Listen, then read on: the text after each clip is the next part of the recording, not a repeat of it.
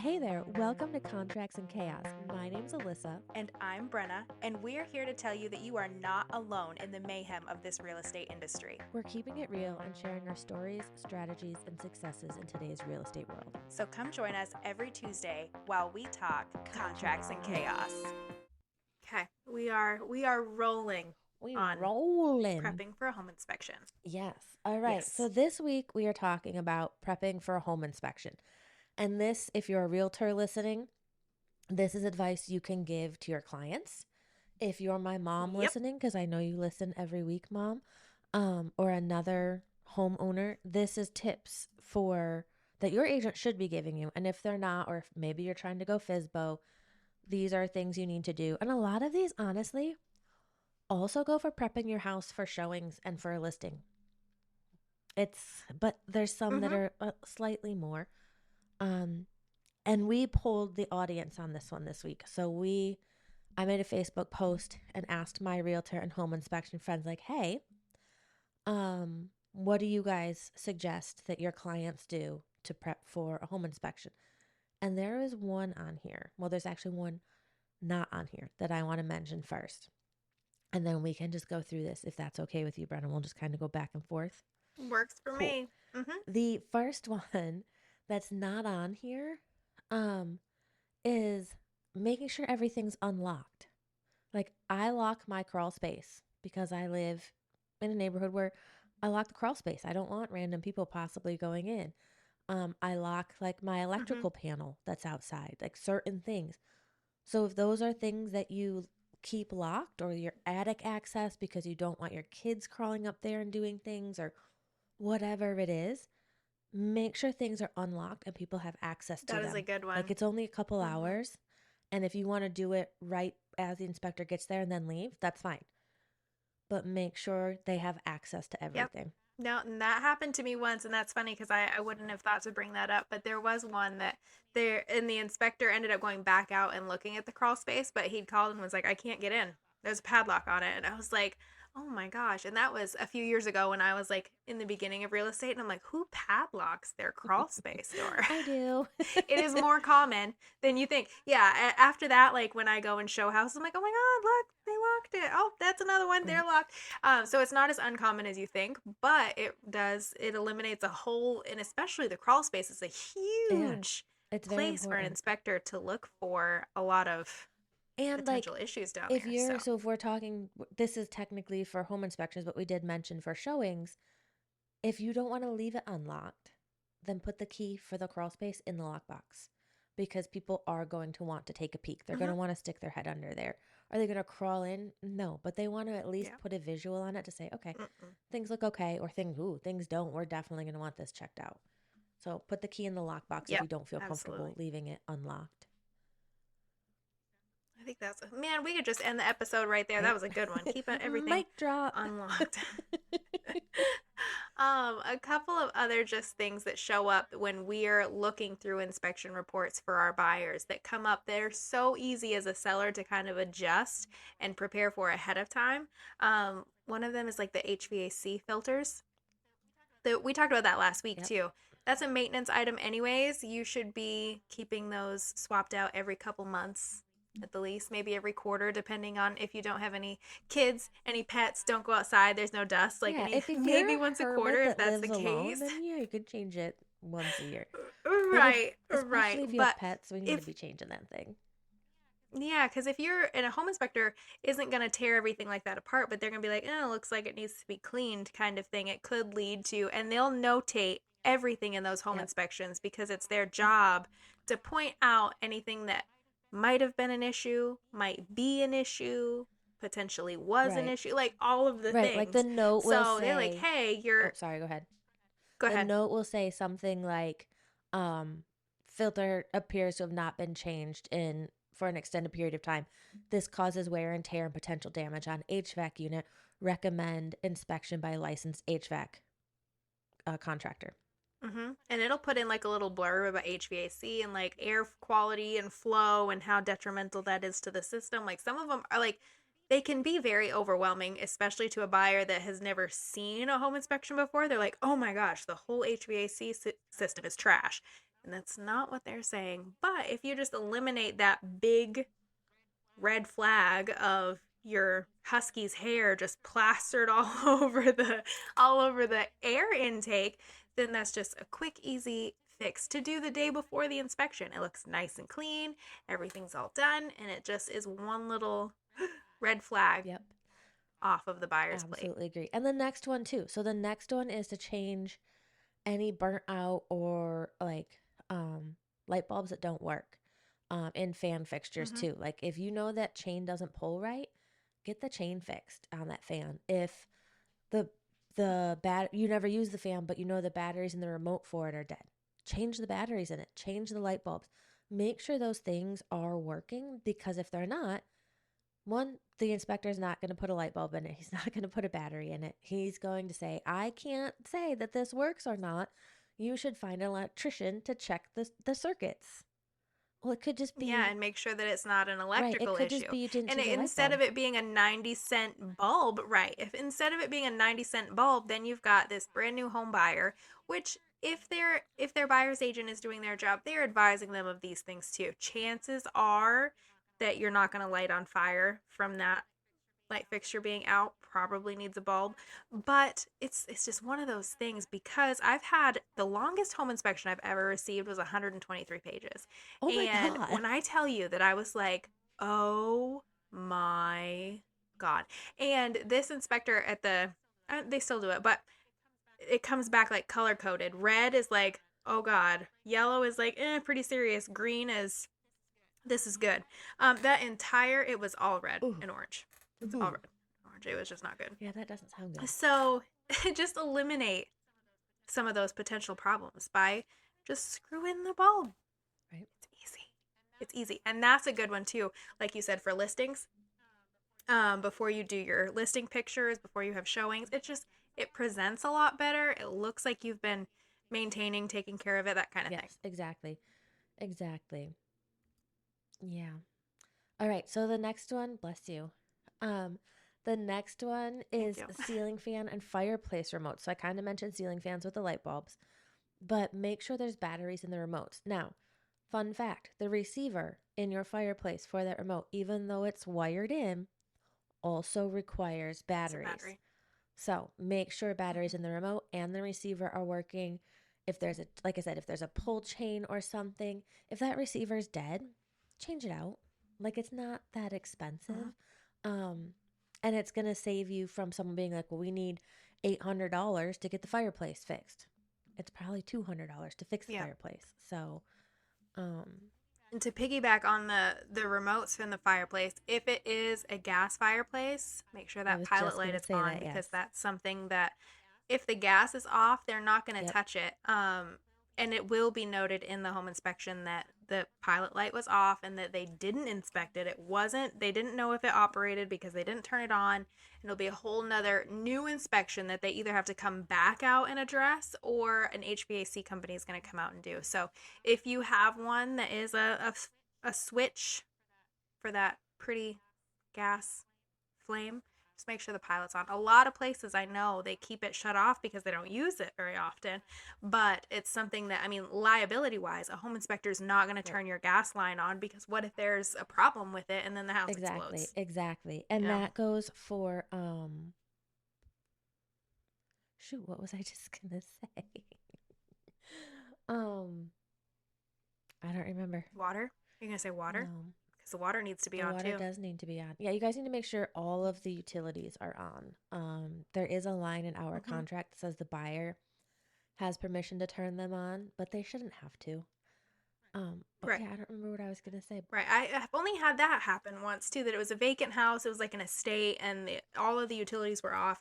And they were like, "You're welcome to turn the utilities on for inspection, but we're not going to." And I'm like, "Gosh, that's so much liability, though. Like, you turn on those utilities in a property that you've never owned and people haven't lived in for a long time, and it's just like, ooh, Yep, I don't I love don't love that." it either. Like I, But yeah, at the very least, especially if it's shut off at the street, some of them are shut off at the house.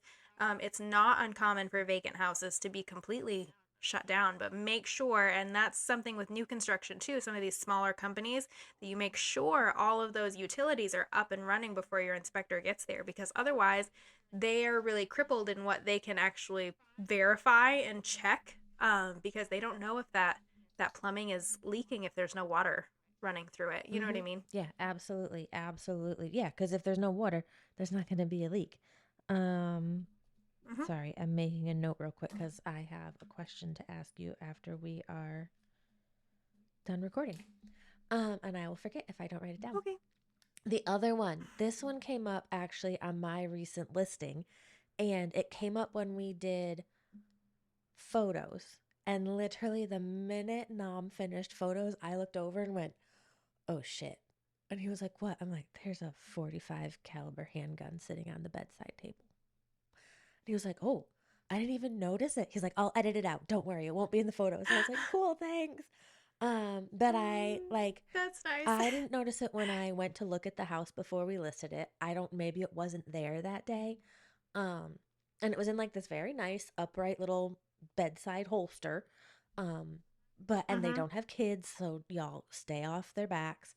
But I Right. at after that said, "Hey guys, just a reminder, like showings and stuff, lock it up.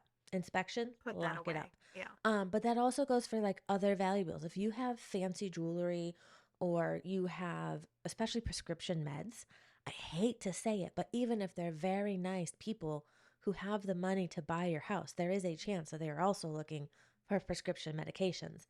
Um, Mm-hmm. and so, just anything valuable, any weapons of any kind, maybe you have a katana or a sword or throwing stars for some reason, whatever could possibly hurt people.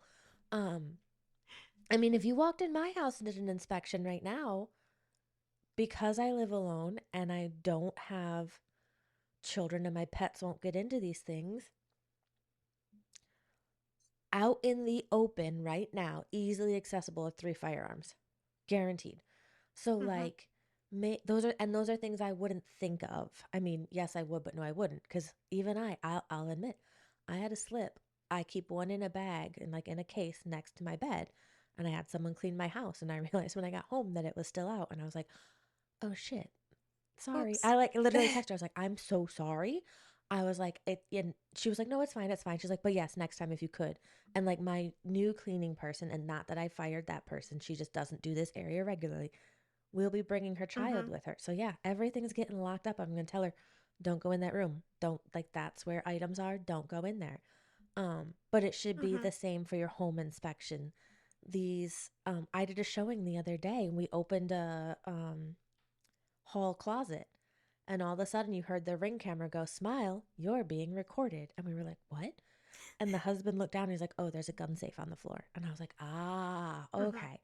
Um, but make sure Mm-hmm. things like that are locked up, because that's just, I hate to say it, this day and age, asking for potential trouble.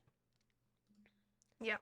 Yeah, absolutely. And it's just like a comfort thing, because there are people that don't, carry or have those items Oh, in for their house at sure. all too. So coming into a house and they're like, "Oh wow, that's a gun safe." And then they're immediately turned off by it. And it is what it is. But again, it's not something that you need to. I've shown houses out in the sticks that they've got, over the fireplace, they've got those racks with like shotgun after like all of them just hung up there, hanging out, one leaning up by the bed, like that kind of thing. And I'm always like, Right? yikes. Like just the Just, liability to me. I'm like, no, we're gonna put yeah, that away. just And that goes. put So them now away. I'm gonna add a little thing here. That also goes for things that might be a little spicy. Put it away. Like I get that Yeah. it's your All of the right. things that, Like like, you don't want to have a conversation with your child about when right, they're 5. right. And maybe you do. I don't know. But like if there is something that could make someone else uncomfortable, put it away. Mm-hmm. Take it somewhere else. Mm-hmm. Take it in your car with you while you're out of the house. But it Yeah. shouldn't.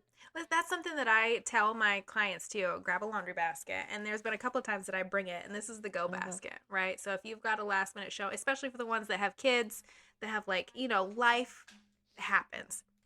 and you've got a showing request and within an hour and you don't really have time to like do all of the things, we're throwing all of that crap on the island in this basket. You're grabbing your bag from the bathroom that has all of your prescription meds, the jewelry off the counter, like all of it's going in this basket, and then you throw it in the car and take it Yep. with you. And then when the showing's over, it's all just that way. You're not trying to find places to necessarily hide it in your house either. And it's when it's a property that's lived in, I really do try to discourage like opening drawers, and like underneath the kitchen sink and stuff is one that I'll look at, or underneath the bathroom sinks for leaks and stuff. But other than that, this is somebody's Right. home, just Yeah, if you want to like don't open love it a that. little bit and check to see if it's soft close, okay, but we're not Mm-hmm. opening every kitchen drawer on a showing. That's a Mm-hmm. home inspector. They'll Nope. see if they work or not. Leave that to them. Mm-hmm. Yeah. And we're definitely not opening dresser drawers because guess what? The dresser ain't staying. So, Yeah, right. No, like, so right. And stop. let's be honest, there are times when you like have surprise guests show up and we use that laundry basket technique. It goes in the car, it goes in the trunk. They won't see it. Mm-hmm. I've done that more Mm-hmm. than once. Yep. More than once. Absolutely. Absolutely. Stuff it in the back Right. hall. We'll deal with it later. um, Going back to a batteries thing, we talked about this last week too. Your smoke detectors, your carbon monoxide detectors, and they'll test all of that stuff. So Yep. And that's there's something nothing more to annoying double check too. than walking through a house and hearing chirp, chirp. And Beep, I'm like, beep. my neighbor Yeah. down the street. I don't know if she's changed it yet, but she, like, a lot of times in the spring and fall, she'll leave her front door open, like, for fresh air, and I can hear it. And literally one Mm-hmm. day I asked her, like, doesn't that bother you? She's like, I don't even hear it anymore. I was like, but from a safety aspect, you have children in this home. Doesn't that bother you? Like, I was going through new construction a couple weeks ago, and there were the first house. I was like, "That's the smoke detector or whatever detector it was," but it was chirping, and I was like, "Huh, I probably fix that." And then we go into the next house, like three houses down, same thing, beeping. I'm like, ugh, "Oh," makes my eyeballs right? twitch. Right? Ugh, that drives me nuts. But All right. So yeah, we want to change those what's another batteries. one? The next one we have is have, and I've actually, I'll be honest, I never thought of this. I always get it for listing information, but never thought to have this out for an inspector. Um, Permits, copies of any permits for structural changes available with any compliance documents for like the county Mm-hmm. inspections to show, hey, like, yeah, we did this addition, county signed off on it, we're good, like it was permitted.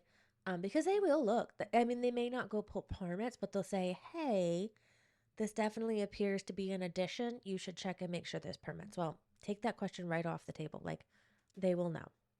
Yeah, I love that because I do things like that for my appraisal packet and pull things like that to be like, this is all up to code, compliant, marked, checked, stamped, Yep. all the things. But it's not anything that I've had ready for a home inspector because it's something I didn't think of. But you're right, because anytime they're like, hey, this garage used to be a garage, but now it's a living room. So I would probably take a look and see. I had a closing in July in Charlotte. You look at the house and it looks like it has a two-car garage, and you go inside and they completely closed in the garage. There's like a 6-inch gap between the door that is still there, the garage door, and then they like Huh. studded, did the drywall and closed it all and made it another room. But from the outside, it still looks like there's a garage.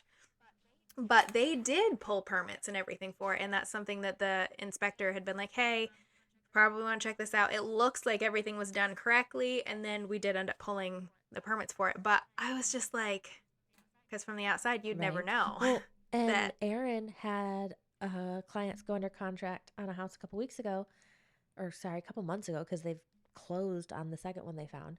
Agent owned, agent rehabbed. I mean, she gutted the thing down to the studs, didn't pull a single permit, which is a whole nother topic. But clients walked. They were like, so you've remodeled the whole house with no Mm-hmm, permits and you want us to buy this? No. mm-hmm. So just make Yeah. sure. There's a lot of work that you can do without permitting. Like if you're doing like nobody's going to come at you for changing your Right. flooring or your paint or like updating your cabinets. If you start getting into redoing plumbing, and some, and it's county specific and it's town specific too. Like if you were to have a plumbing issue under your sink, like the pipe burst and you needed to replace that, you don't need to pull a permit for that if you're Right. replacing like existing what's already there. If you're rerunning pipes to like put in an additional bathroom or add a shower or a tub, that kind of thing, you do need to pull permits for that. And usually electrical, you got to pull permits for just about Oh yeah. everything, unless you're just like swapping out a light fixture and changing a switch kind of And thing. But honestly, like usually electrical is pretty heavy I duty. would rather like people are like they're so expensive and I'm like, yeah, so pull the permit. Like because then you know it's done correctly. Then you can set then you know like Honestly, the worst part about permitting is just waiting on the right. inspector. That's the worst Yeah, part and about then you know permitting. it's done correctly. There shouldn't be any concerns because someone licensed did this who has the knowledge. Like, don't get me wrong, I love my stepdad, but I'm not going to let him touch the electrical in my house. No, he knows just enough to like cause a problem. Not going to do it. Just enough to light a Yeah, fire. thanks, but no thanks.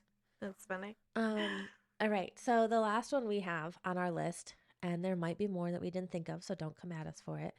Yeah. Is Yeah, those are just some like highlights that we've seen, like you said, like pop up. The ones that are just like at this point we just like go, oh my gosh, it's missing a light right. bulb. Like that kind of thing. That are just easily avoided. If your basement floods every time that it rains, we're gonna find that out. Yeah. Most likely. The big stuff, we unless you are planning to address it full force before you hit the market, those things are going to come to light. The point of this is to kind of eliminate the fluff, and I don't even really want to call it fluff in a home inspection, that just seems to a buyer and honestly to a seller when they're reviewing it like there's so Right. much, because these items are all things that can be very quickly, very easily replaced. It's just like the weather stripping on your door. You can buy that at Home Depot. It's so cheap. Rip off the old stuff, put on a new one, and you're not going to see the sunlight underneath your door.